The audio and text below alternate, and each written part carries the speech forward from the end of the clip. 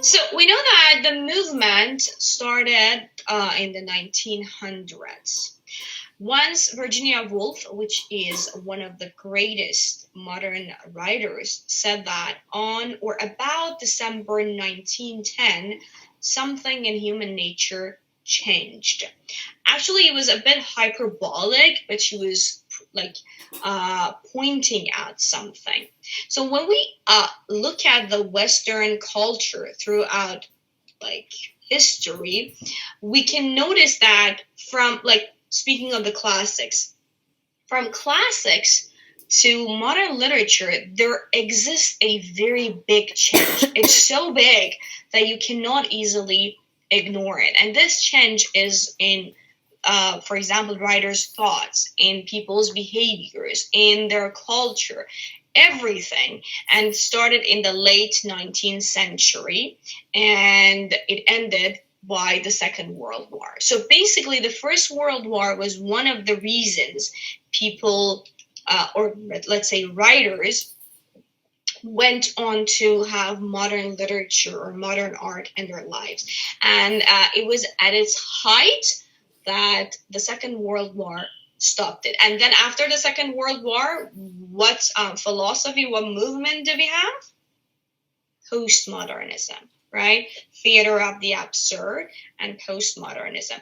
Theater of the absurd basically will be discussed in Metamorphosis, Kafka's Metamorphosis, Yuki, which is going to be next year. And yes, but before that we had modernism basically. So this change, which as I told you, it was in technology, philosophy, and human behavior, is known as modernism, basically. So, and it was in literature, it was in art, it was in cinema, like all the other movements, like romanticism, like expressionism, like existentialism, surrealism, magic realism, all of them, they spread out into all kinds of art form. And literature was one of them, basically. It started in Europe and in the capitals like London, Milan, Berlin, and then it spread out into North and South America. North American countries and South American countries, basically, they were always late in receiving these movements. They all started in Europe, especially France and England. Like all of these movements that we talk about. For example, feminism started in France, right? So most of them, they basically start in Europe. So what are the roots of this actually movement? So there was, again, as you remember, Yuki and Helen, from the other course, the fear of technology. Do you remember that? Everything was becoming new. There was more technological advancement, and that scared people. I mean, now when we talk about it, well, it's very funny. Really, technological advancement scared people? How could that be? Every day there is a new application being launched out, and we are more than happy to use it. But back then, that wasn't the case. They were afraid of it because that would have changed everything about their values. And yeah, so the changing technology of the late 19th century was basically one of the roots of modern art, modernism, basically. And we had philosophers such as Freud, Marx, Darwin, and Nietzsche, who actually had different theories. And they started to change. People started getting confused. Okay, who can I depend on now? Who can I believe? Who's telling me the truth? Is it Freud? Is it Marx? Is it Nietzsche? That was why there was a big confusion, basically. They were desperate for meaning, and they couldn't find one. Because all of these people, they would have come with a new, let's say, philosophy of their own. Some of them we will talk about Freud, for example. So this was how modern art began, and it came to being. Very well. Are we good? Okay. So you see these pictures? We had a lot of them. Gothic literature, the one that we talked about, Victorian literature, we also talked about it, modernist literature and everything. One would be old and would be ironic. I think I'm interested in their magic realism. Oh, magic realism, I love it too. Yeah, have you read any magic realist works? Oh, please do. 100 Years of Solitude by Gabriel Garcia Marquez. And Love in Time of Cholera. These are the two magnificent magic realist works by Marquez. You're going to love them. Love in the Time of Cholera and 100 Years of Solitude. The Story of a Death Foretold. Oh my God, I remember it. That was wonderful. A Story of a Death Foretold. Let's get to modern literature a little bit more. So the movement's concern in all its form, I mean, as a movement, not only in literature, was the accelerating pace of the society toward destruction and meaninglessness. So what does that mean? First of all, there was the World War, right? Everything was being destroyed. And secondly, there was meaninglessness in life. Like, why? Because there were like people who like not say every day, but let's say once in a while, there was a new philosopher coming up with a new philosophy, and people were like lost in all these philosophy. Which one is true? Which one can I live my life like? There was Freud. So what did he say? He actually defined every single thing, like human actions, which was to be driven by their sexuality. This was what he said. If you want to summarize basically what Freud said, it was like this. So he would say that all human actions are driven from their sexuality. Then there was Marx. He said that, okay, social class is created, right? And there was all the story about like Marxism and everything. Then there was Darwin, right, with his theory of evolution. So that he said the earth was much older than the estimate based on the scripture and everything. And there was Nietzsche, who basically said God is dead, right? People, there is no God. And you are left alone. This is what he said. I'm just quoting him. You are left alone to live on this planet, and nobody cares for you. So people were like, okay, what am I doing? Right? Everyone was like. And that was why there was meaninglessness in their lives. They couldn't tell. Yes, Yuki. Was that like, what do you call it? But was that his idea? Was it popular? Whose ideas there? The one that you said that where God doesn't. What's his name? Oh, Nietzsche. Yes, he is he's still very famous. I mean, he had a point. He actually was one of not the founders, but one of the pioneers of existentialism. But everyone still reads Nietzsche these days. Basically, what he meant was that, okay, we are alone, and God created us and left us alone to be, and he was an atheist. So, and he still is popular, right? So yeah, I mean, even Freud, many of his theories are not accepted any longer these days, but still we talk about him, we use some of his ideas, which makes sense basically to analyze a work of art, literature, and we will talk about him a little bit later today. Very well. So what about modern writers? So they tried to come to terms with where humanity was, what it actually meant, because it was like it had cornerstones, and every one of these philosophers, they had smashed it. So each one of them, they had said something, and nobody knew what was true, what was the truth, basically. So they came to actually look for meanings, to give us meanings to the lives, basically.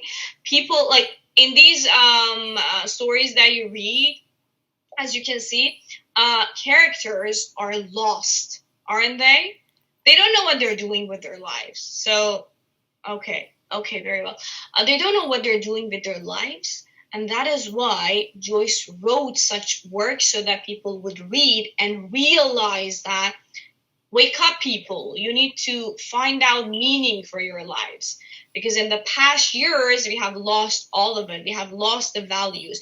We don't know what is valuable or not. And yeah, this was what they were trying to do, to inspire people to find meanings in their lives.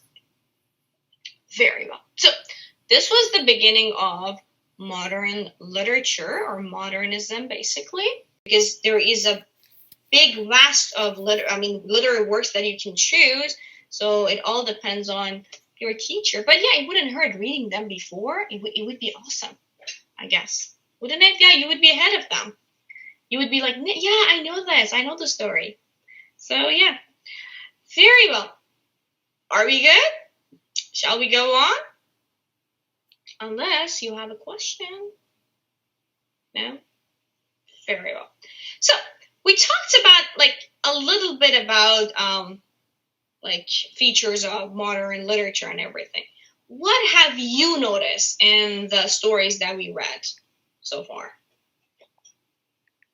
About meaninglessness, about fear of technology, right? Anything? Have you noticed anything in the past stories that we read together? Sometimes it seems like the characters do not have hope. They are they seem so incredibly dull, I guess. Well, yeah. The plot's not dull, but their personality.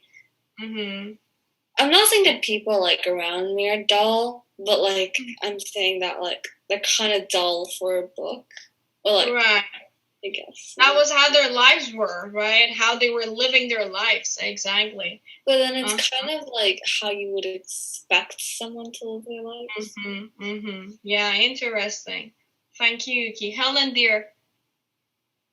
Oh, I was gonna say that I think in these past stories, there's one is symbolic. There's a lot of symbolic features, I think, that symbolic features. What do you mean? I mean that there are symbols in the book, but can you mention one of them? Maybe individualism. I don't know, in a lot of the stories, it's just the characters they're often it's difficult to talk about it. I know. Yes, yeah. Exactly. Individualism. Yeah. The characters are individuals, all on their own, right? They are in a crowd, but at the same time they are very, very lonely, aren't they? Very well, very well. Awesome, thank you, Helen. Kevin, what about you? What do you think? They were dull, without a lot of background. I guess there's a bit of background, their looks and stuff, what they look like. Yeah. But there's not a lot of in big stories, big books or whatever. They have a lot of details and information of this guy's likings or whatever. But this is just straight to the point because it's a short story, right? So. Well, that is one of the reasons. Basically, there isn't enough space for the writer to elaborate on the characters, let's say, appearance. But yeah, one of the reasons is that the dullness of the characters. Yeah, they are dull. But I think it makes up for the fact that because it's that short. But the James Joyce, I think he does a really good job in the plot and stuff and all these details. That's why it's a writerly kind of type thing. Writerly, exactly. Yes, thank you. Yeah, you mentioned it in your assignment.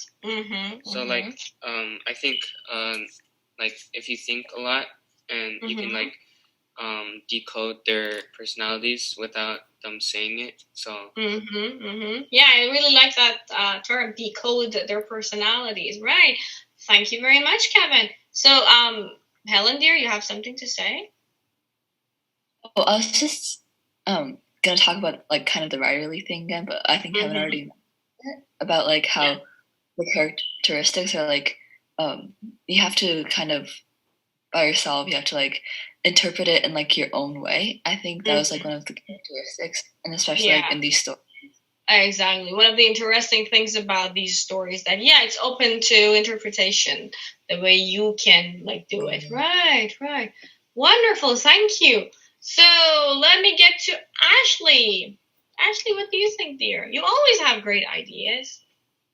I think that in some stories, I have noticed how many people are sad because they don't have enough money, and then because of that, they are like frustrated and they don't know what to do with their life. Yeah, this frustration is it's everywhere. Yes, you're right. Sometimes it makes the reader frustrated as well, like how helpless the characters are. Right. Very well. Thank you. Yes, Yuki, please. On like the note of how you feel about the characters, I think that like for like some of the choices that they make are kind of like on the sidelines as a reader, going like, no, just like make this choice. It's a simple like task in like our perspective because we probably haven't experienced what they have experienced, but I think that like you like feeling this urge to tell them don't do it. Right. It's like one of those horror movies. Right. In horror movies you watch it, don't do it. If you go there, you're gonna die. The killer comes and get you. But yes, you're right. So Anne? Was that all? Oh no, sorry. I mean myself. And I think that like it's like but then at the end you feel like something's going to pop out, but nothing really does. Exactly. So it just smooths it out magically. And you get nothing happens. Definitely, it's only something within the character that he or she realizes something. The epiphany that we talked about, like we have been talking about for the past 3 weeks. Yeah, very well. Thank you, Yuki. So, Kevin, did you raise your hand? I was just gonna say that like what Ashley said is like true. Like how there's always that frustration in the stories. And I think like that there's not only like money stuff that builds up the frustration, but like I think there's like family issues sometimes, or like they're just their brain just functions weirdly or something. Exactly. Well, not weirdly. It's just like their influences or whatever. Fantastic. Thank you very much.